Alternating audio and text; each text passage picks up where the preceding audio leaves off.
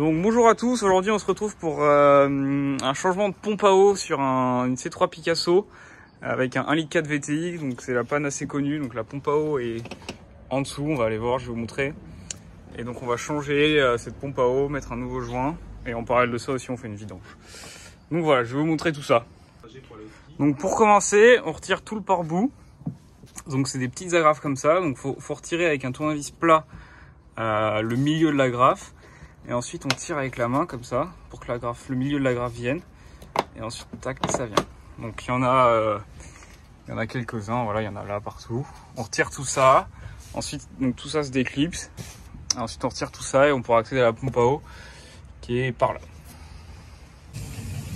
Donc une fois qu'on a retiré le pare-bout, il faut retirer ce petit cache. Donc pour ça, il suffit juste de tirer cette agrafe blanche d'une partie. Et il reste une dernière agrafe ici, donc c'est le même système que pour le pare-bout. On retire le milieu et ensuite tout vient, et ensuite donc, on pourra accéder à la pompe à eau qui est juste derrière ce cache. Donc voilà, on a retiré le cache. Donc maintenant il faut qu'on retire donc, ce galet en fait qui fait la jonction entre la dumper et la pompe à eau. Donc la pompe à eau c'est le galet qu'on voit là. Donc pour ça, on retire les 3 vis de 10. Donc ici et une qui est derrière en fait, si vous voulez, c'est un triangle. Ah, j'ai perdu ma lampe. Et ensuite donc ça, il restera la connexion, on peut le laisser dessus, on va le laisser pendre. Ensuite donc il faut retirer les 3 vis qui sont ici, donc du galet de la pompe à eau. Et ensuite il restera quelques vis pour défaire la pompe à eau. Donc c'est pas facile d'accès, il faut des petits cliquets. Et voilà, donc on va commencer par ça.